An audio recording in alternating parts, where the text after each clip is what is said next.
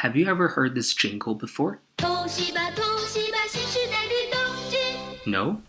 Doesn't sound familiar? Tens of millions of people in China would immediately recognize it as the song of Toshiba, the Japanese electronics company. The reason is that between the late 1980s and early 1990s, commercials featuring Japanese brands were all over Chinese national TV. However, as China entered the 21st century, ads for Japanese brands disappeared from China's airwaves. Today, I'd like to take a look back at the special time in China in which some people call the decade of friendly Sino-Japan relations. Here's some context. We know that Japan and China fought a bloody war in the 1930s and 40s. The two countries did not resume diplomatic relations until 1972, during the height of China's Cultural Revolution. In the early 1980s, China finally opened its borders to foreign investment under the leadership of Deng Xiaoping. Around that time, China's national TV station CCTV imported foreign shows such as BBC's Follow Me because of the lack of domestic TV programming. It was estimated that over 100 million Chinese watched Follow Me in 1983. People in China were famished for content. CCTV then imported shows from other countries, one of which was Japan. The first TV commercial in China was in 1979 for a Chinese-made herbal wine. In 1980, the first commercial by a foreign brand aired in China. It was for Casio's electronic wristwatches, and it aired alongside the anime Astro Boy.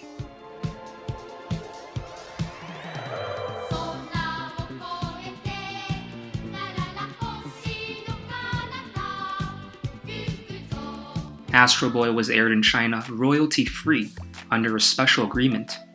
The vice president of the CCTV had visited Japan and became friends with Qing Yuhan, an expat Chinese who has lived in Japan since World War II. Through Han's connections, other Japanese brands agreed to bundle commercials with anime to China. Some of these anime include Kimba the White Lion, The Wonderful Adventures of Niels, and 3,000 Leagues in Search of Mother. This led to not just new interest in anime in China, but also the popularization of many Japanese brands.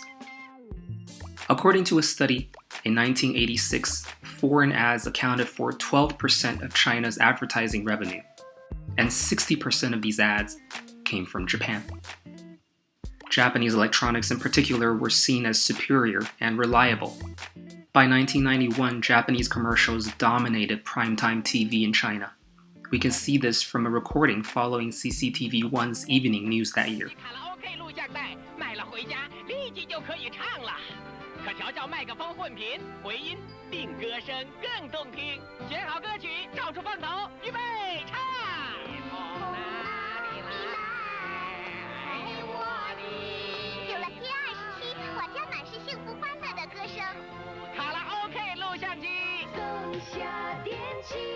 Japan was optimistic about the Chinese market of 1.2 billion consumers. Neon billboards popped up in Beijing and Shanghai. Brands like Hitachi, Panasonic, NEC, Olympus, Toyota, and so on. A big dilemma facing both Japanese brands and Chinese consumers is Chinese nationalism. After all, the two countries had fought a war. After the opening of trade in the 1980s, many Chinese recognized the need to promote domestic industries. In the early 80s, some TV commercials featuring brands like Coca-Cola had to be pulled from the air because people were complaining that they promoted degenerate capitalist ideals. Coca-Cola was also not widely available for sale, so people thought it was a symbol of the bourgeoisie. At the same time, the Chinese government restricted foreign companies. It made sure that every foreign investor had to become partners with a Chinese firm before opening an office in China. This meant that consumers are not buying the authentic Japan-made Pentax camera. They were getting it from a factory in Gansu province.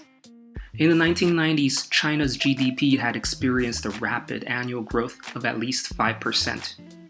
After the Asian financial crisis of 1997, however, it shut down much foreign direct investment, and Japanese TV commercials were one of the first things to go.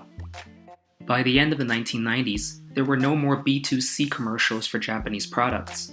The money was instead put into B2B marketing, and it remains that way today. In 2016, China's TV advertising market was already 5 times the size of Japan's. The country struggling to get its economy off the ground has overtaken its neighbor to the east. CCTV recently introduced a rigorous criteria for TV ads, where domestic firms bid for coveted spots based on their influence and patriotic significance.